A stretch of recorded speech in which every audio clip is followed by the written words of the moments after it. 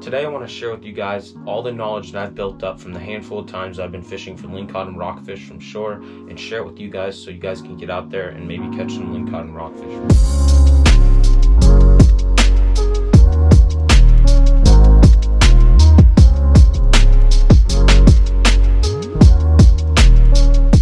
Two of the essential things that you need to have if you're going to be going lingcod and rock fishing from shore is one, a tape measure.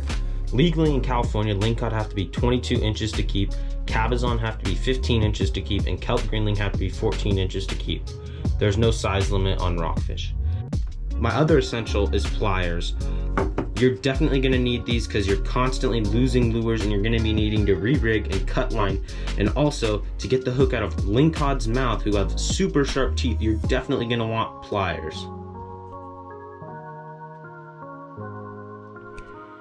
For reels, I like to use a small casting reel, but a big spinning reel works just as well. So when I'm fishing from shore for lingcod and rockfish, I'm usually using 20-pound leader. It's not too heavy, but it's also not too light to where you're going to get broken off by rocks or lingcod with sharp teeth. Sometimes I will go up to 25 or 30-pound line if I'm fishing bait and I need to yank these fish right out of the rocks right away.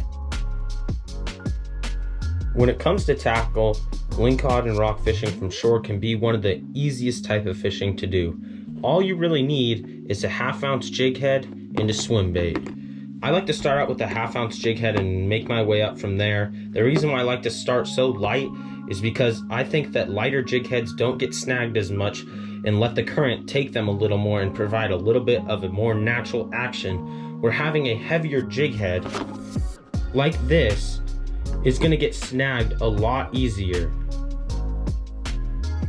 When it comes to swim baits, you can catch lingcod and rockfish on just about any color swim bait or any kind of swim bait. My personal favorite are Kitex. I don't have any of them right here, right now, but Kitex are my favorite and I've had the best luck with them. I don't know why. I've tried using big hammers and paddle tails just like this, but Kitex seem to get the job done the best. Another one of my favorite colors to use from shore is white.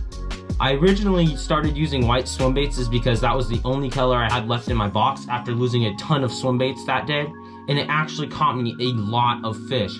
And the reason why I think white works so well is because white mimics a squid. Squid is plays a very big role in lingcod and rockfish's diet, and it's one of their favorite foods.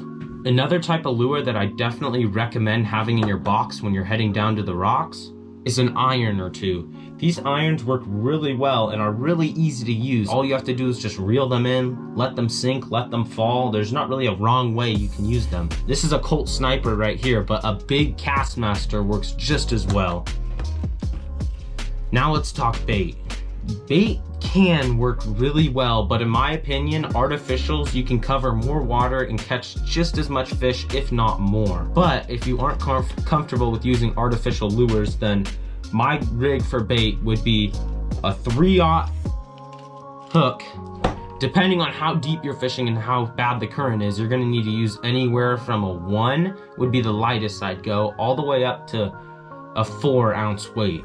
And if you're bait fishing, you're gonna want to have pretty heavy line, because when you're bait fishing, you have to think of it like the fish is already in the rocks, and that initial hook set has to grip really hard to pull them straight up and give them no chance to get back down in the rocks.